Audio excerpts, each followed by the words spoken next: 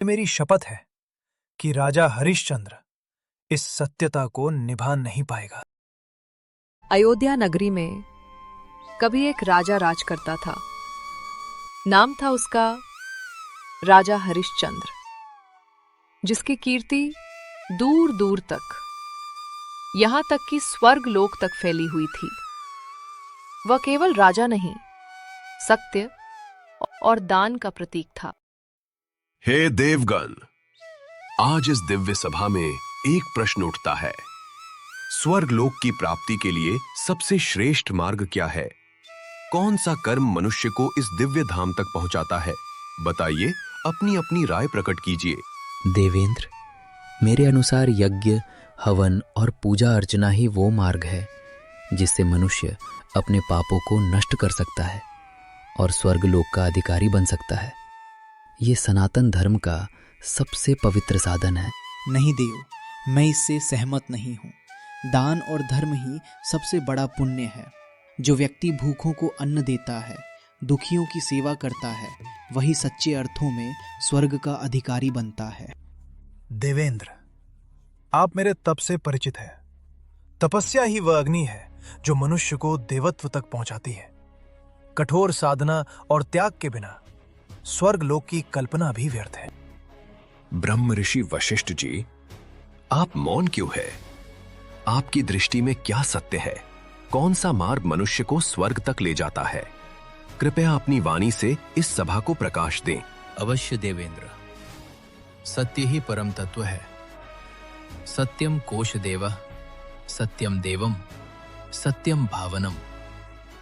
सत्य ही धर्म का आधार है। आजकल इस झूठ की दुनिया में कोई सत्यवादी बचा है क्या? ये सब झूठ है, आप अच्छी तरह जानते हैं महोदय।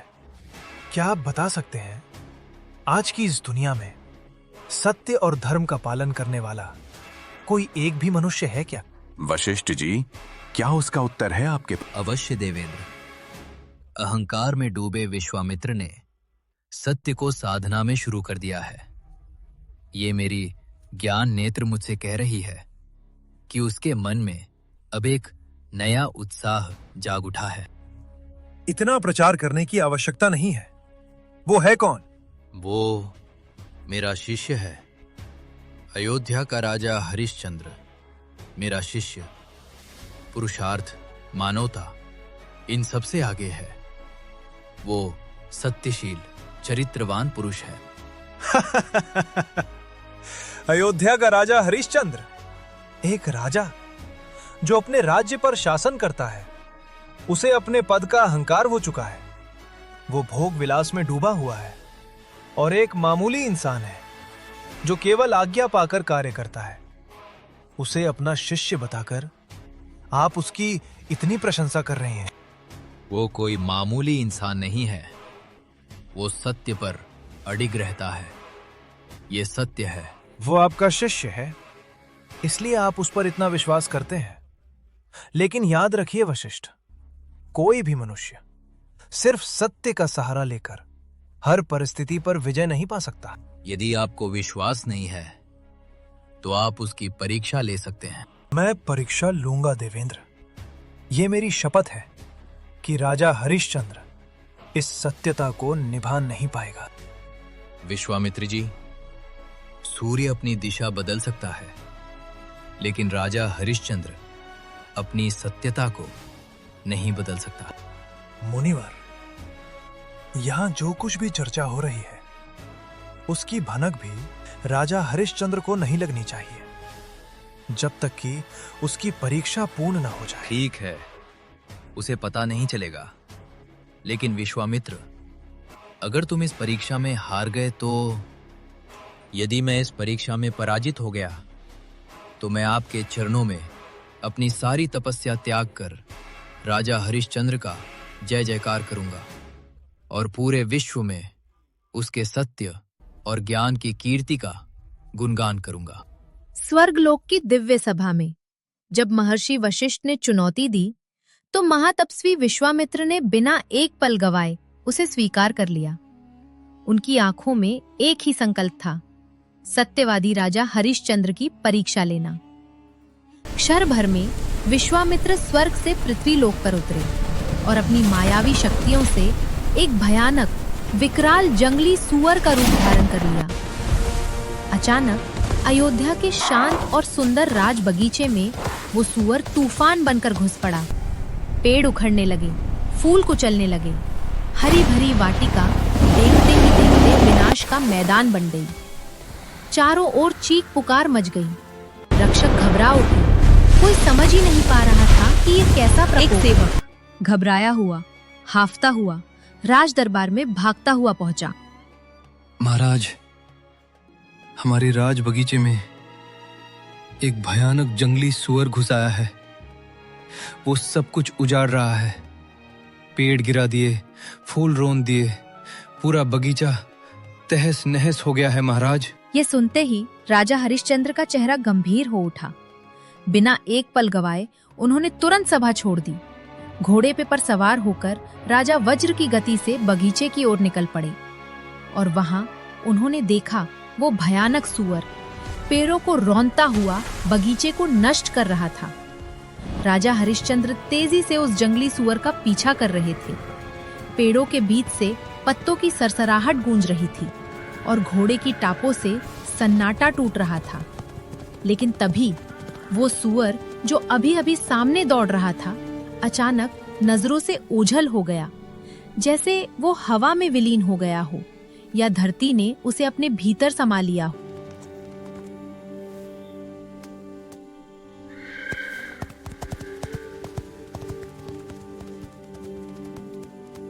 राजा हरिश्चंद्र एक सुअर का पीछा करते करते घने जंगल में पहुंच गए। मुनिवर, क्या आपने यहाँ से भागते हुए एक जंगली सुअर को देखा है? नहीं राजन, मैंने तो ऐसा कोई सुअर नहीं देखा। परंतु राजन, यदि आप मेरी एक छोटी सी सहायता कर दें तो मेरा बड़ा कार्य सिद्ध हो सकता है। आज्ञा दीजिए मुनिवर, मैं आपकी क्या सेवा कर सकता हूँ? राजन, आप सत्यवादी और धर्मपरायण हैं। ये युवक और ये कन्या विवाह के बंधन में बंधने वाले हैं, परंतु एक कमी के कारण उनका विवाह रुक गया है। कैसी कमी मुनिवर? उन्हें एक योग्य दाता की आवश्यकता है जो कन्यादान कर सके। यदि आप कृपा करें तो इस कन्या का कन्यादान कर इस विवाह को पूर्ण कर दें। मुनिवर, ये तो मेरा सौभाग्य होगा। मैं अवश्य इस कन्या का कन्यादान करूंगा। राजा हरिश्चंद्र ने बिना किसी संदेह के उस कन्या का कन्यादान कर दिया और धर्म निभाते हुए उन्होंने 7 अशर्फियां भी अर्पित की। राजन, तुम एक राजा होकर इतना कम दान देते हो। ये तो दान नहीं, अपमान है। मैं तुम्हें श्राप दे सकता हूं। नहीं मुनिवर, ऐसा ना कहिए। मैं तो जल्दबाजी में यहाँ आया था, इसलिए मेरे पास अभी इतना ही था। आप मेरे साथ चलिए। आप जितना चाहे मैं आपको उतना दान दूंगा। ठीक है राजन, परंतु पहले मुझे वचन दीजिए कि मैं जो भी मांगूंगा आप मुझे देंगे। मुनिवर, मैं वचन देता हूं, आप जो मांगेंगे मैं अवश्य दूंगा। तो सुनो राजन, मुझे आपका पूरा राज्य चाहिए। दे सकेंगे राजन? मुनिवर, आज से मेरा पूरा राज्य आपका हुआ। सब कुछ दान कर राजा हरिश्चंद्र आगे बढ़े। उन्हें नहीं पता था जिस महल की ओर वो लौट रहे हैं वहीं से शुरू होगी उनकी सबसे भयानक परीक्षा। राजन, आपने दान तो दे दिया, अब उसकी दक्षिणा भी दीजिए। सिपाहियों, राज खजाने से धन लाकर मुनिवर को दक्षिणा दो। रुकिए राजन, ये राज्य अब आपका नहीं रहा। आप इसे मुझे दान कर चुके हैं, तो इसकी संपत्ति से मुझे दक्षिणा कैसे देंगे?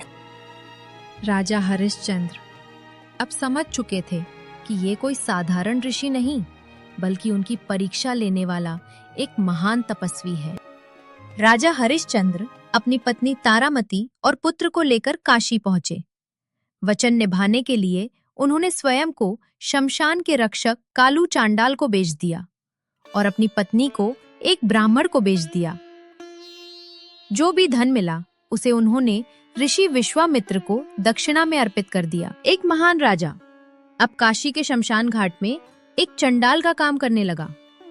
राजा हरिश्चंद्र अब हर उस व्यक्ति से जो अपने प्रियजन का अंतिम संस्कार करने आता कर लेते और वो धन अपने मालिक को सौंप देते। दिन रात जलती चिताओं के बीच दुख और पीड़ा के वातावरण में राजा हरिश्चंद्र अपने कर्तव्य में लगे रहते। चंद्र, क्या तुमने आज भोजन किया? स्वामी, आपने मुझे भोजन करने के लिए नहीं कहा था। जाओ, आज अपने लिए भोजन लेकर आओ। आज्ञा पाकर राजा हरिश्चंद्र भोजन की तलाश में निकले, लेकिन उनकी परीक्षा अभी समाप्त नहीं हुई थी। रास्ते में उन्हें एक भूखा भिखारी मिला जो वास्तव में महर्षि विश्वामित्र थे, एक और परीक्षा लेने के लिए। महाराज, मैं कई दिनों से भूखा हूँ। कृपा करके मुझे कुछ खाने को दे दीजिए। भाई, ये भोजन मैंने अभी अभी पाया है, तुम इसमें से आधा ले लो। महाराज, मुझे तो पूरा भोजन चाहिए, तभी मेरी भूख शांत होगी। ठीक है, ये पूरा भोजन तुम ही रख लो। हर बार जब भी उन्हें भोजन मिलता वो भिखारी आ जाता और राजा बिना सोचे सब कुछ दे देते और इस तरह राजा हरिश्चंद्र ने अपना हिस्सा भी त्याग दिया।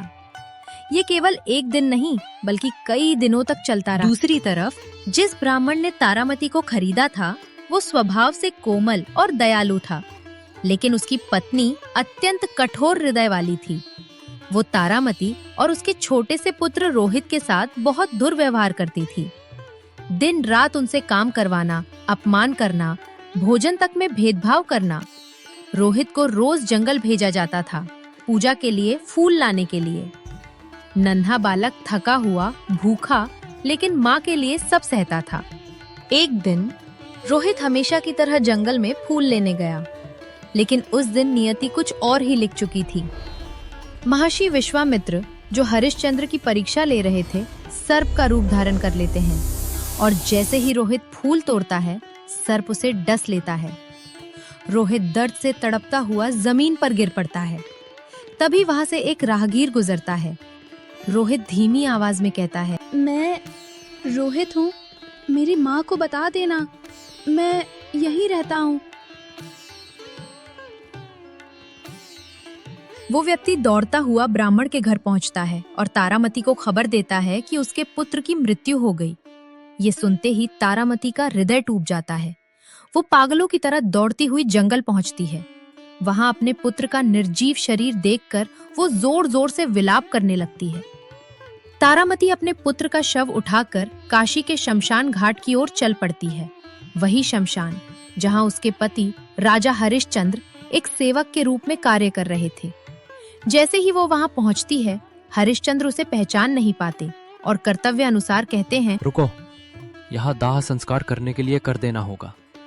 बिना कर दिए इस शमशान में कोई चिता नहीं जलेगी, ये नियम है। तारामती रोते हुए कहती है, मेरे पास न धन है न कोई सहारा, यहाँ तक कि एक छोटी सी कौड़ी भी नहीं बची।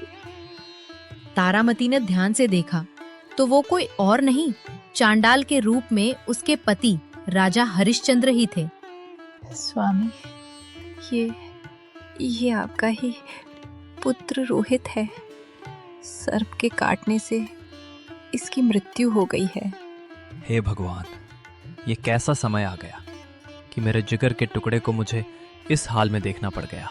तारामती, मैं तुम्हारा दुख समझता हूँ, लेकिन नियम के अनुसार बिना कर दिए दाह संस्कार नहीं हो सकता। मैं अपनी मजदूरी नहीं लूंगा, पर मेरे मालिक का कर देना ही होगा। हरिश्चंद्र की ये बात सुनकर तारामती का हृदय भर आता है। वो बिना देर किए अपनी साड़ी का एक टुकड़ा फाड़ देती है और कांपते हाथों से उसे रूप में राजा हरिश्चंद्र को सौंप देती है। जैसे ही वो त्याग पूरा होता है, चारों ओर एक अद्भुत प्रकाश फैल जाता है और उसी क्षण विश्वामित्र वहां प्रकट हो जाते हैं। राजन हरिश्चंद्र, ये सब एक परीक्षा थी और आप इस परीक्षा में पूर्णतः सफल हुए हैं। सत्य और धर्म के मार्ग पर आपने जो अडिग रहकर दिखाया है वो अतुलनीय है। मुझे राज्य की कोई लालसा नहीं, तभी विश्वामित्र अपना हाथ आशीर्वाद में उठाते हैं और उसी क्षण बालक में फिर से प्राण लौट आते हैं। अतः आपका राज्य आपको पुनः लौटाता हूं। अब आप वापस जाइए, आपकी प्रजा आपका इंतजार कर रही है। राजा हरिश्चंद्र पुनः अपने राज्य लौटते हैं और सत्य व धर्म के साथ अपने राज्य का संचालन करने लगते हैं। आइए जानते हैं तत्वज्ञान के आधार पर। सुनो पुण्य आत्माओं, राजा हरिश्चंद्र ने सत्य का पालन किया, अपनी सत्यवादिता पर अडिग रहे, लेकिन केवल सत्य निभाने से मोक्ष प्राप्त नहीं हुआ। तत्व ज्ञान के बिना, सच्ची भक्ति के बिना जीव का कल्याण संभव नहीं है। हे पुण्य आत्माओं, परमात्मा बार बार यही समझाते हैं कि सद्भक्ति करो, सच्ची भक्ति करो। जो नाम मैं देता हूं उसी से तुम्हारा मोक्ष होगा, उसी से तुम्हारा कल्याण होगा, आखिरी सांस तक। मालिक के तत्वज्ञान पर विश्वास रखो, डगमगाना मत। जैसे राजा हरिश्चंद्र अपने सत्य पर अडिग रहे, वैसे ही तुम भी सद्भक्ति के मार्ग पर अडिग रहो।